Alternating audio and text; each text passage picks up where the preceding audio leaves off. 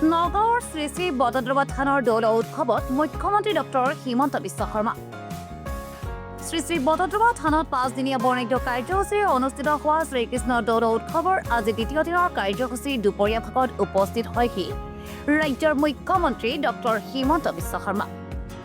শ্ৰীকৃষ্ণ দৌল উৎসৱক কেন্দ্ৰ কৰি বটদ্ৰৱা থানত সৃষ্টি হোৱা উখল মাখল পৰিৱেশৰ মাজতে মুখ্যমন্ত্ৰী ডক্টৰ হিমন্ত বিশ্ব শৰ্মা উপস্থিত হৈ অসমবাসীৰ মংগল কামনা কৰি ভগৱন্তৰ ওচৰত সেৱা আগবঢ়ায়।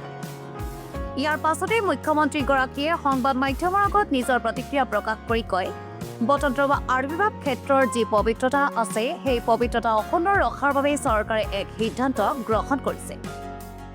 সেই সিদ্ধান্ত অনুসৰি এতিয়াৰে পৰা আৱিৰ্ভাৱ ক্ষেত্ৰত প্ৰৱেশ কৰা সকলো লোকে জাতীয় সাজপাৰ পৰিধান কৰিহে প্ৰৱেশ কৰিব লাগিব। অৱশ্যে 12 বছৰ তলৰ শিশুসকলৰ বাবে মুকলি থাকিব। সাংবাদিকৰ সৈতে হোৱা কথা বতৰাৰ কালতে মুখ্যমন্ত্ৰীগৰাকীয়ে ৰাজ্যখনৰ বিৰোধী দলসমূহক সমালোচনা কৰা পৰিলক্ষিত হয়। আনহাতে মুখ্যমন্ত্ৰীগৰাকীয়ে বটদ্ৰৱা থানৰ কীৰ্তন ঘৰত সেৱা লোৱাৰ পাছত ৰাইজক সম্বোধন কৰি দিয়া ভাষণ প্ৰসংগত নিৰ্বাচনৰ পাছতে বটদ্ৰৱাৰ আৱিৰ্ভাৱ ক্ষেত্ৰৰ বাকী থকা কেতবোৰ কাম সম্পূৰ্ণ কৰা হ'ব বুলি ঘোষণা কৰে। উল্লেখযোগ্য যে মুখ্যমন্ত্ৰী ডক্টৰ হিমন্ত বিশ্ব শৰ্মাৰ বটদ্ৰৱা থানত উপস্থিত হোৱাৰ কালত স্থানীয় বিধায়ক ৰূপক শৰ্মাও সংগ দিয়ে।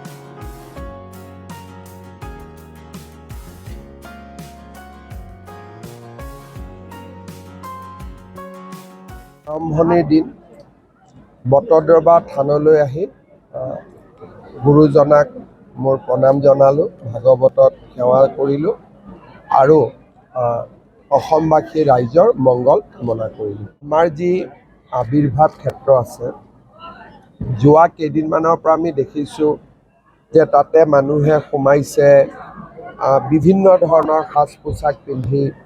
তাৰ যিটো পবিত্ৰতা সেইটো অক্ষুণ্ণ ৰখাটো মানুহে বিচাৰে। সেইকাৰণে আমি এটা সিদ্ধান্ত লৈছোঁ যে সেই থানত যিহেতু ভাগৱতৰো আকৃতি আছে, কোনো যোৱাত আপত্তি নাই, খালি জাতীয় সাজ পোছাক পৰিধান কৰি যাব। 12 বছৰৰ তলৰ শিশুৰ কাৰণে মুকলি থাকিব, কিন্তু 12 বছৰৰ ওপৰত যিসকলে তাত যাব বিচাৰিব জাতীয় সাজ পোছাক পৰিধান কৰি যোৱাটো আমি বিচাৰিছোঁ। মই আজি কৈ দিম লগে লগে আৰু নহয়, 2-3 দিন গভৰ্ণমেণ্টৰ ফাইল চলিব, এপ্ৰুভেল হ'ব, 2-3 দিনটো লাগে। সেইখিনি এতিয়াতো আৰু ইলেকশ্যনৰ 4-5 দিন ডিক্লেয়াৰ আৰু, গতিকে আৰু কেইটা দিন আছে ইলেকশ্যনৰ, পৰৱৰ্তী সময়ত চাব লাগিব। কষ্টখিনি কৰি আছোঁ, তেওঁলোকে কি কৰিছে মই চাব সময় পোৱা নাই। যোৱা 3 দিন 14 ঘণ্টা কৰি মই খালি গাড়ীৰ ওপৰতে আছোঁ। মই একেবাৰে চোৱাও নাই। এনে অখিল গগৈৰ ফেচবুক লাইভ মই ৰাতি চাওঁ, এইকেইটা দিন সেইটো সময় পোৱা নাই। তেওঁতো আগৰ পৰাই তেওঁতো ধিঙৰে বিধায়িকা। কংগ্ৰেছৰ যিখিনি চিটৰ কাৰণে তেওঁলোকৰ খোৱা কামোৰা হৈ আছে, সেইখিনি হ'ল বাংলাদেশী মূলৰ মুছলিম জনসংখ্যা থকা যিবিলাক চিট, সেইবিলাক চিটতহে তেওঁলোকৰ খোৱা কামোৰা চলি আছে। তাৰ পৰাই অসমৰ ৰাইজে এটা কথা বুজি পোৱা উচিত যে কংগ্ৰেছ দল অসম আৰু অসমীয়াৰ মাজত নাই। এই কথাটো একেবাৰে জল পট কৰি আজি ওলাই আহিছে।